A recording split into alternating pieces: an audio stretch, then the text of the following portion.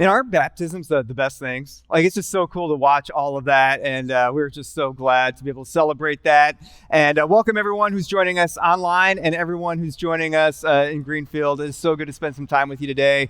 If we haven't met, my name is Tyler, and I serve as our campus pastor here at this location of the Ridge. And we're going to start off our time together with a question. And this question, it's going to feel personal right out of the gate. I mean, we're just going to go there. But if you're joining us online, you can actually type out your answer to this question in the comments. But if you're here in the room, you can raise your hand if this is you. But I'm going to ask the question, hey, what are you great at when it comes to money? I'll give a couple options, and I heard one already say it. Hey, I'm great at spending it. Like, how many of you would say that you're great at spending? Go ahead and raise your hand. Some of you giving applause. Who needs to raise the hand of someone next to you? Don't do that. Yeah, you'd say, I'm really great at spending it. I just went on vacation, and now my credit card and debit card, they need a vacation because I'm so good at spending money. Some of us, how many would say that you're great at finding all the bargains? You can find all the good deals. I saw some hands up there. You just know all the right websites to go to. You find the coupons, you find the deals. You own Facebook Marketplace. Yeah, Goodwill, all of those things. My wife, I'll give her credit. She definitely can do this. In fact, she went on Facebook Marketplace. She got a brand new bike for my son for $13. So the good bargain deals that you find there. How many of you would say that you're great at saving? When it comes to saving, a few of us, our grandparents, they taught us when we were young, hey, you should save well. And we went to it. In fact, we put all of the cash under the mattress, and now we can buy a small country, because we're so great at saving there. I mean, these things, they're really, really good and helpful to be good when it comes to our money, when it comes to spending and finding deals and saving. But what we see throughout Scripture is that being great at these things, we actually aren't called to be great at these things. There's actually something else that we are called to be great at when it comes to our money. And this calling is what we're exploring in this series called What Gives. And what we're exploring throughout the few weeks that we're in the series is that we're looking at our call as followers of Jesus to be generous, to be great at giving. And this series is really driven by this passage of Scripture that is so well known that maybe you've heard of it before, but you didn't realize, hey, this was in the Bible. But actually, this was from Jesus. Jesus was so well known for quoting it that we actually get it in Scripture, not from him, but from a church leader quoting him. When Paul said this about Jesus, he said, it is more blessed to give than to receive. And we may have heard this before. We think, hey, that sounds really good. But then we get real honest. We're like, well, I like receiving. And, receiving is a helpful and is a necessary thing. But according to Jesus, we are better off when we give than to receive. And it's this passage that leads to the big idea of this series that we're exploring. And the big idea is just this. It's a really, really big idea, is that we are never more like God than when we give. That when we look at God, God is this generous God who gave his son for us so that we can be in a relationship with him. And when we give of ourselves for others, when we are generous, we are most like God. Now, the challenge for a lot of us is that when it comes to being generous, we run into a lot of different challenges. We run into different emotions, tensions. Sometimes trust may come up when it comes to this idea of giving. There's a lot of different emotions and obstacles that we feel. And so throughout this series, we're actually overcoming these obstacles so that we can live into our call to be generous. And if you're joining us today, maybe like as a guest, someone invited you. Maybe you wouldn't call yourself a follower of Jesus, but a friend invited you to watch a baptism where they sent you this link online. We are so glad that you're tuning in. We're so glad that you're here. And our hope for you is that you would go through this series and you would see that God is this generous God who gave himself for you, and that you can actually see and experience the difference for yourself of what would it be like if followers of Jesus lived out this calling. I think it would be a reason why you would want to consider becoming a follower of Jesus. But where we're going to go today is we're going to look at another group of followers of Jesus who, like us, have understood this call to be generous, but kind of struggled with this and had all the different emotions and tensions related to this. And so much so that their church leader, Paul, actually wrote them a letter addressing their challenges, helping them overcome those challenges so that we can overcome those challenges as well. And so here's what Paul started in this passage to this church living in the city called Corinth. And he tells them, hey, we've urged Titus, who was another church leader, who encouraged your giving in the first place. So Titus taught them about this call to be generous. He says, we've urged him to return to you and encourage you to finish this ministry of giving. And Paul's just telling them, hey, we understand that you had these good intentions at first, but now your follow-through is lacking. And so we want you to complete the follow-through. But notice the word that he used about giving. He said ministry, which means Paul is starting to describe this as a spiritual practice. And the word ministry just literally means service. And so Paul's helping us begin to understand that being generous and giving actually makes a difference for other people. And then Paul says something that raises the bar for them and raises the bar for us as well. Here's what he says.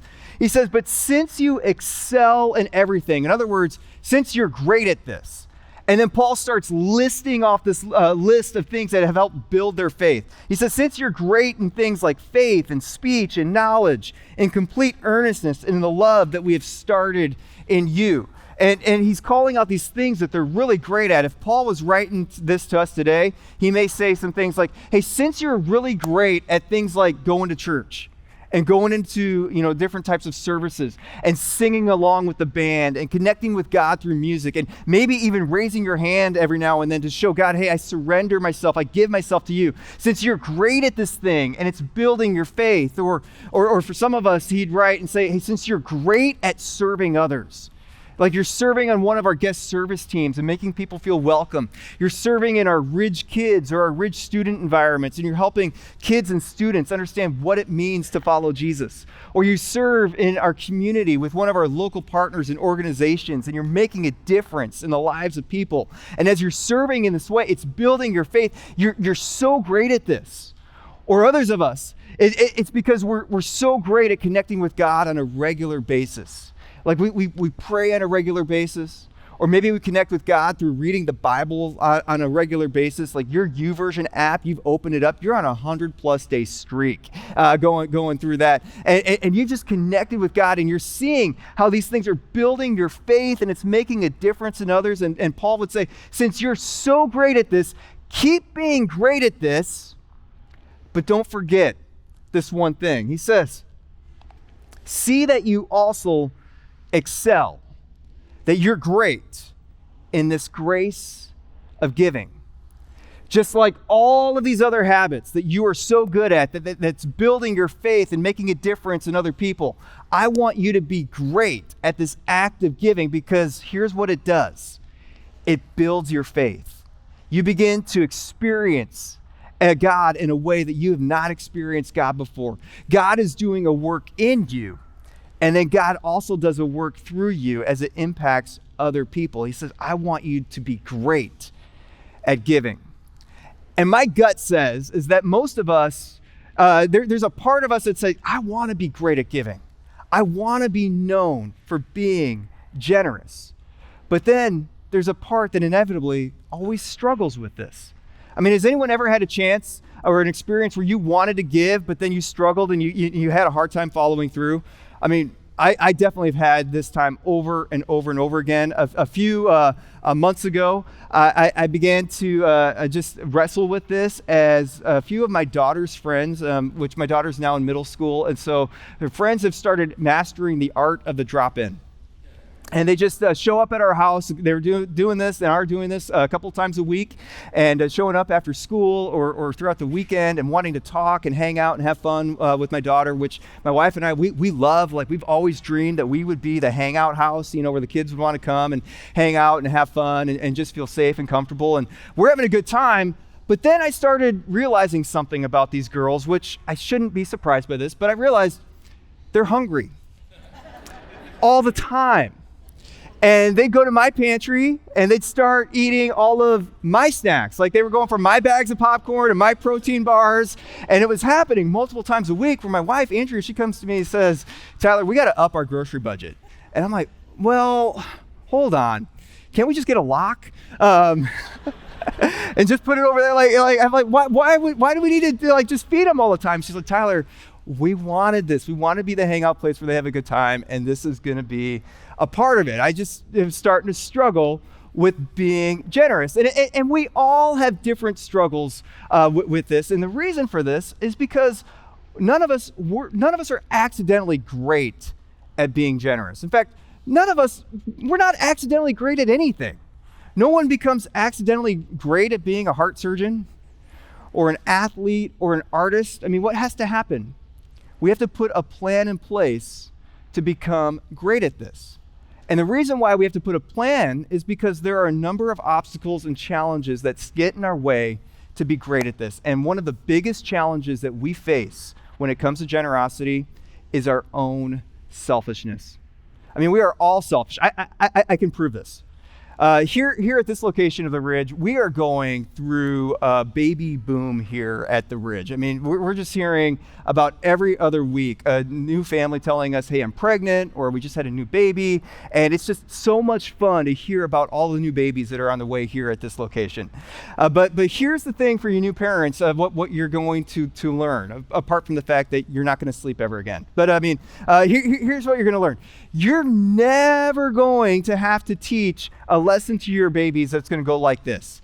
Hey, I'm going to teach you how to be selfish by giving you this toy, and then I'm going to take it out of your hand, and then here's what I want you to do. I want you to cry as loud as you can. You're never going to have to teach them that. I mean, they know that automatically because we're all naturally selfish. Or for all of us, think about a group photo that we're going to take. Who's the person that you're going to look at first in that group photo when you look at it? It's always ourselves. And we all think this, hey, I look okay in this picture. You know, everyone else, they kind of look kind of meh, but I look okay. So can you share that photo with me and let me post it?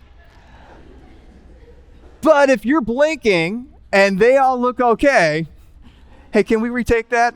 We need to take that again, you know, because we all have that natural selfish tendency. And so since it's there, we have to learn to overcome that tendency if we want to be great at being generous. In fact, hundreds of years before Paul wrote this passage to the Corinthian church, there was a passage written in what we call the Old Testament part of the Bible, the part that was before Jesus, where Isaiah, he wrote this powerful, powerful passage that comes to our generosity. He says, generous people, they plan to do what is generous, and they stand firm in their generosity. Generous people, in other words, people who are known to be great at giving, they make a plan to be generous. So we're going to plan and take the steps to execute the plan to overcome our challenges. And we know that challenges are going to come, and so we're going to choose to stand firm in our generosity. This is bigger than being generous spontaneously, where we just give, whenever we feel like it, and we give whatever we have left over to something. Not that there's anything wrong with that. There's times that it is necessary to give spontaneously and to give when we feel it. But there's a difference between giving spontaneously and being generous. And the difference is this: giving spontaneously is something we do. Being generous is who we are. Being generous is a mindset. It defines us. We say, this is who I am, and we plan to be generous, and we stand firm in that generosity. And so how do we become this person who is generous? How do we make a plan? Well, here's how we're going to do this. I'm going to give us 3 characteristics of generous people that we see throughout Scripture. And then what I'm going to challenge us to do is to take a step to move towards one of these 3 characteristics this week. And as we move towards these characteristics, these qualities of a generous person, we will plan to become someone. And then when we follow through on the plan, we become someone who is generous. And so here are the 3 qualities of generous people that we see throughout the Bible. 3 qualities are a generous person gives willingly, they give proportionately, and they give sacrificially. Let's break this down for a moment. First, a generous person gives willingly. A generous person, they give with this motivation where they want to give. Notice the language that Paul uses in this letter to the Corinthian church. He says to them, Here's my advice. It would be good for you to finish what you started a year ago. Last year, you were the first who wanted to give, and you were the first to begin doing it. Now you should finish what you've started. Let the eagerness that you showed in the beginning be matched now by your giving. And Paul's starting to call out. He says, hey, there's a gap between your intentions and your actions, but you were the first that you wanted to do this, so let's close that gap. And then he continues to build on this. Notice the language. He says, whatever you give is acceptable if you give it eagerly. And give according to what you have, not what you don't have. And according to Paul, when it comes to being generous, God cares more with our heart, about the heart of why we give, rather than the amount of what it is that we give. And I have to confess, there are times that I have just given with the wrong heart, the wrong motivation. One time that I'm not proud of happened several years ago when my wife, her sister, felt this leading to go serve in a small country in East Asia with a nonprofit to use her skills as an occupational therapist to provide the occupational therapy to kids in need in this small, impoverished country. And she's going to commit to spending 2 years there, and she had to raise her own support in order to be able to live out there for those 2 years. And my wife, she felt led to give to this. I felt obligated. And so she's like, hey, Tyler, we should give to this. And so I'm like, okay, let's give to this. And at that time, my wife and I, we were committed to doing what we talked about last week, the tithe, where we trust in God with that first 10%. And then we were also supporting some other organizations on top of that with our giving. And so she brought this up to me. I led us to do something that I'm not proud of, where I said, okay, well, let's stick with our tithe. But then all of these other organizations, we'll just stop giving to them and just take that and give that to your sister. And so we just moved that around and kind of rearranged some of those things to support her and help her on this need. Now, giving to her is fine, but God would not have called that generous because I wasn't generous. I didn't increase the generosity. I just moved things around. And I think God would have been more honored and more proud of, even if we would have given her sister less, and my wife and I would have sacrificed a little bit more. Because according to Paul, a generous person is a person who gives willingly. And so we don't give out of guilt. We don't give out of obligation. We don't give to make ourselves look good or to feel good or to post on social media. A generous person gives willingly because they understand when they give willingly, it honors God and it serves other people. It makes a difference in other people. And so the first step that we do is we plan to give willingly. A generous person gives willingly. And then we move to the second quality, which is a generous person gives proportionately. We give in proportion to the portion that we have. Someone may give $10 to something, and that may be extremely generous because of the portion that person has, although we may not notice the amount that much. Where another person, they may give $1,000 to something, and we might think, whoa, look at that size of that gift. But that may have not been that generous in God's eyes because the portion they have may be a significantly large portion. What we see is a generous person gives in proportion to what they have. In fact, Paul makes that very clear in this letter to the Corinthians, where he just says, give in proportion to what you have. And the good news for all of us is regardless of our portion size, we all have the ability to be generous because we can give in proportion to what we have. And so if you have a little, you can give in proportion to the little. If you have what our society calls middle class, like a medium-sized amount, you can give in proportion to that. If you have been blessed by God to have a large amount, you can give in proportion to that. And we see that generous people give in proportion to what they have. And then as Paul continues to work through this letter, what he does is he begins to reflect the teachings that we read earlier in the parts of the Bible of the Old Testament and what Jesus talked about, where we want to prioritize our portion and begin to put that as our first thing that we would give. In fact, last week, in part one of What Gives, we talked about the principle of the tithe. where God introduces this idea where he says, I want you to trust me. And that's what the tithe means, where we take every portion that God gives us, we return the first 10% back to him as a way to say, God, I trust you. I invite you into this very important area of my life. And as I invite you into this, I'm going to trust that you're going to provide and meet the needs that I have, with the rest of this area of my life. And if you're like me, I first heard this when I was really young. Like I was in college, and I first heard this idea of giving in proportion to the tithe. And I thought, whoa, that's a big step.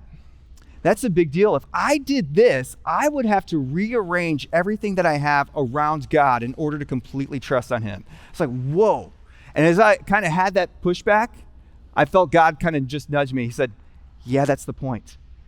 Would you trust me with this? And so when I was in college and my portion was very, very little, I said, okay, God, I'm going to test you out on this. I'm going to try this. And so I would give into that proportion of the very little that I had of that part-time job that I would have. And my friends and family said, dude, you're crazy. Why are you doing this? I'm like, well, I'm just trying to trust God to see if what he's saying is true. And here's what I began to see. When I began to experience tough times, God would just move and show up and would meet those needs. Where I would get unexpected gifts that I never planned on, or those bonuses that seemed to come out of nowhere, or a raise that I was like, whoa, I didn't expect, to get that. Or God would let some things that I had just last way longer than what they should. Like, for example, I had this 2000 Chevy Cavalier that just kept going. Like every other Cavalier I heard, like just breaking down. Not mine. I took it well into 2 decades of just riding that thing around. It wasn't stylish, but my needs were met. Now, here's what this doesn't mean. This doesn't mean if we give into proportion to God by returning the tithe to him, that he's going to give us everything we want.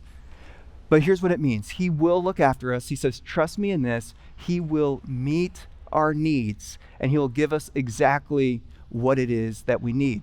And for some of us, when it comes to being generous and giving in proportion, the starting point for us would say, hey, God, I'm going to trust you. And I'm going to start returning the tithe back to you and start with that 10%.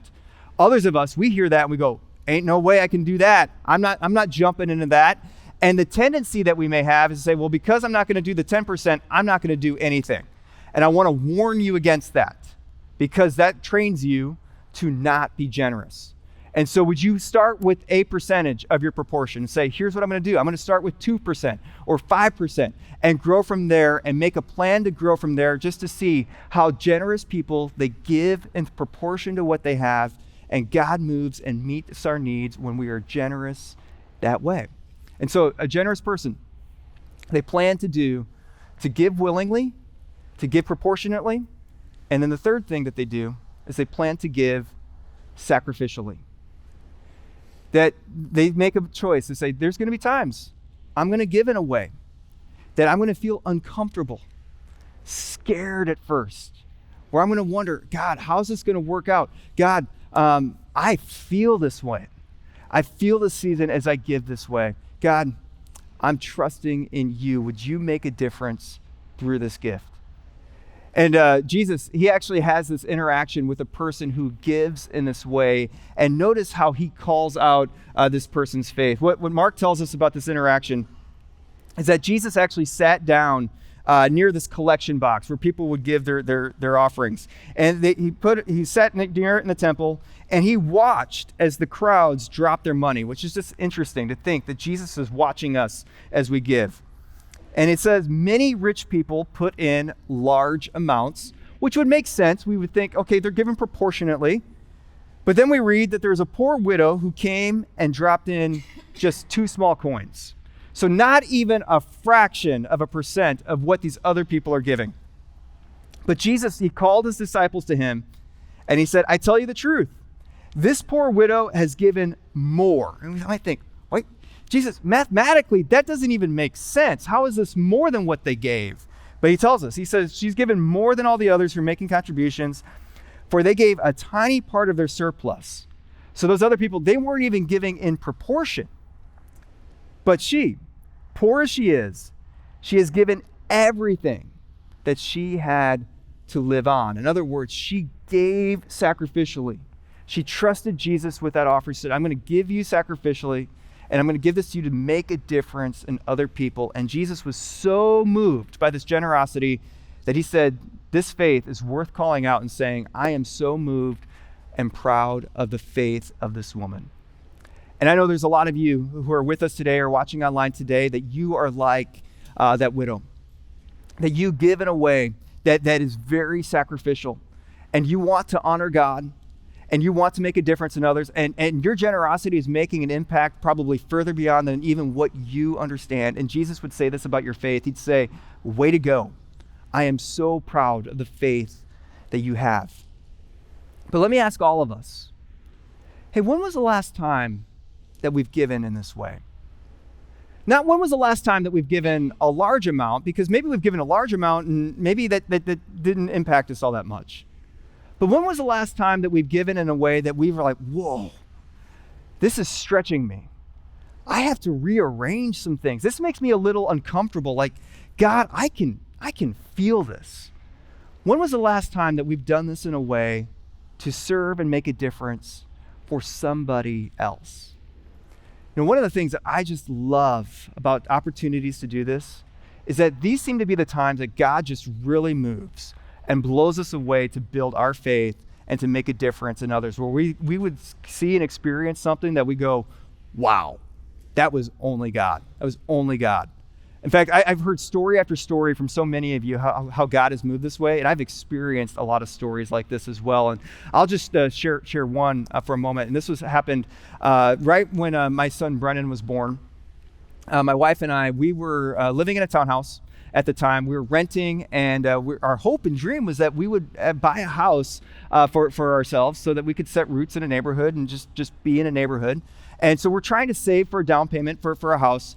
And our church at that time was going through the beginning time of a season of generosity where we challenged all of us to give generously in this way so that we could do some things that we felt God lead us to do, namely start our Oak Creek Franklin location and expand our kids space because it was half the size that it is back then. And we just had kids crawling all over the place. And we're like, we got to help kids and help people in other community understand the hope of Jesus for themselves.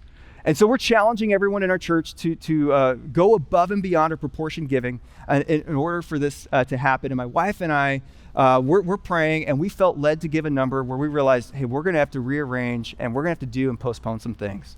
And we arrived at this number where we made the decision, say, we need to halt saving for this house right now and just give this over to the Ridge so that this can happen. And we knew exactly what this would mean for us. Hey, this is going to delay moving into a house for us. But we're okay. We're excited to see how God is going to do this. And so we start giving in this way. And this was a 2-year season that we went through this. And around 14 months into the season, something happened that we were just like, only God. And that is, we had a close family member who lived out of state on a big dairy farm. And on this farm, they had these huge oak trees that were just growing and growing there.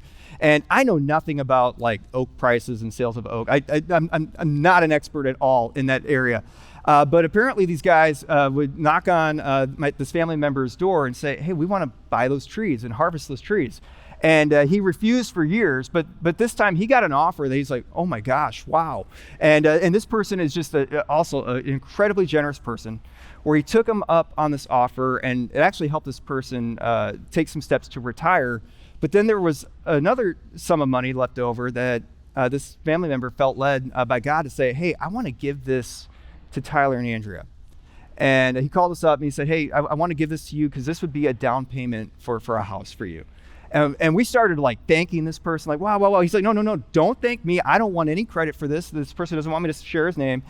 He's like, I just want God to get all the credit for this because God put the oak trees there. God grew them, and God allowed that to happen. And God just wanted to show and move in for you guys to experience this. And so we got that, not planning on that, and realized, wow, God just loves to move and just do incredible things when we trust him in this way to build our faith and to help others. And I want to be real careful, because this isn't the promise that God gives us all the time when we give sacrificially, but God does promise to meet our needs. God promises to move, and even more than that, God makes a difference in the lives of other people through generous people. Because bigger than a house for us is that there are hundreds of people at our Oak Creek Franklin location taking steps to follow Jesus right now. And there are hundreds of kids discovering how the hope of Jesus is impacting their lives. In fact, we just celebrated a few of them getting baptized just moments ago. And we see this is what God is doing in and through generous people who plan to do what is generous, who stand firm in their generosity and say, I am willing to do what it takes to be great at giving. And so what I want to encourage all of us to do right now is to make that commitment, to say, I'm going to make that plan. I'm going to follow through on that plan, to give willingly, proportionately, and yes, at times, sacrificially, when God calls us to take that step, to say, God, I trust you, and I trust that you are going to show up and move in me and through me in ways that I could never possibly understand. Now, next week, when we begin to wrap up the series, we're going to look at some other obstacles that many of us would say, hey, I'm facing this, and these obstacles are in the way of me being able to be generous like that. And so we're going to overcome some common obstacles together like that next week. But right now, I just want to challenge all of us. Let's make that commitment to say, God, I'm going to plan to be great at being generous. I'm going to plan to give in this way. Would you make that commitment by praying with me? Let's pray together. God, you are a God who gives. You love so much that you gave your son Jesus up for us so that we can find life in and through him. And we're just so grateful for that. And God, as we follow you, we know that you call us to become someone who looks like you, and we look like you the most when we give. And so God, right now, I just pray for all of us who maybe have some challenges and some questions and some tensions about all of this. And God, I just pray, God, that you would just break through those challenges, break through those questions, those tensions. And God, help us just make that commitment to follow through on the intentions, to give willingly, proportionately, sacrificially. God, as we take on these steps of the qualities of a generous person, God, I pray, God, that we would just continue to plan to do what is great by being generous. And God, as we would stand firm in our generosity, I pray, God, that you would just continue to build our faith and make a difference in the lives of others. God, who knows what this community could look like? God, we pray that so many in this community and beyond would come to follow you because your people responded to your call to be generous like you. And so, God, we commit to making that plan, and we commit to being generous. And we thank you that we can do that through your son, Jesus. And it's in his name that we pray. Amen.